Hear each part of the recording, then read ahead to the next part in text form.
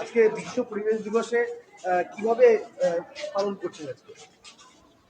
আজকে সারা খড়দহ জুড়ে এবং খড়দার বাইরে নানান জায়গায় বিবিধ কর্মসূচি, মায়ের নামে একটি গাছ, এই বিশেষ বার্তা। গাছ আমাদের মাতৃস্বরূপা, বনস্পতি আমাদের মাতৃস্বরূপা, অরণ্যানী আমাদের মাতৃস্বরূপা। আমরা অরণ্য ষষ্ঠীতে সেই মাকে পূজা করি।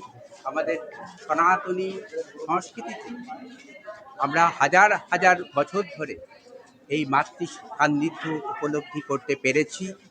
আমরা আজকে সকলেই তার মায়ের নামে দেশমাতৃকা হতে পারেন, জগন্মাতা হতে পারেন। জননী দেশমাতৃকা জগন্মাতাকে এক এবং অভিন্ন করে দেখবার এই যে দর্শন, মায়ের নামে একটি গাছ, এটি আমরা সারা পশ্চিমবঙ্গে পালন করছি, হয়তো সারা ভারতবর্ষে পালিত হবে। আমরা খড়দাতেও তার রূপায়ণ করেছি, নিজের হাতে গাছ লাগিয়েছি, উৎসাহিত করছি। তার পাশাপাশি এই পরিবেশ প্রকৃতিকে নির্মল রাখতে হবে। প্লাস্টিক দূষণ একটা ভয়ঙ্কর সমস্যা।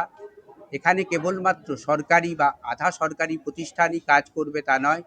আমি অনুরোধ করব সমস্ত শুভবুদ্ধি সম্পন্ন মানুষ, সচেতন মানুষ, পরিবেশ বান্ধব মানুষ, প্রকৃতিপ্রেমী মানুষ এই প্লাস্টিক যথাসম্ভব দূরে ফেলবেন এবং তা যেন লোকালয় থেকে দূরে যায়।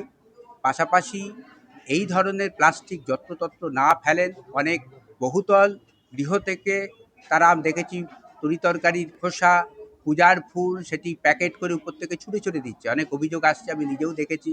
আমি কোনো একটা সময় বছর দুয়েক আগে নিচে দাঁড়িয়ে আছি, এক বহুতলের উপর থেকে এরকম একটা এসে আমার গায়ে পড়লো। আমি নিজেও ভুক্তভোগী। এরকম যেন মানুষ আমরা না পাই, তাদেরকে বোঝাতে হবে সচেতনতার অভাবের জন্যই হচ্ছে। আপনাদের সকলের কাছে অনুরোধ, সচেতন করুন সকলকে, নিজেরাও তা পালন করুন। বিশেষ করে ছাত্রীদেরকে বলবো, সমাজ নির্মল করবার জন্য তোমরাও ভাই সাধ্যমতো তোমাদের অভিভাবকদের সম্মতি নিয়ে অংশগ্রহণ করো। প্রকৃতিকে সবুজ করি, সুন্দর করি, নান্দনিক করি।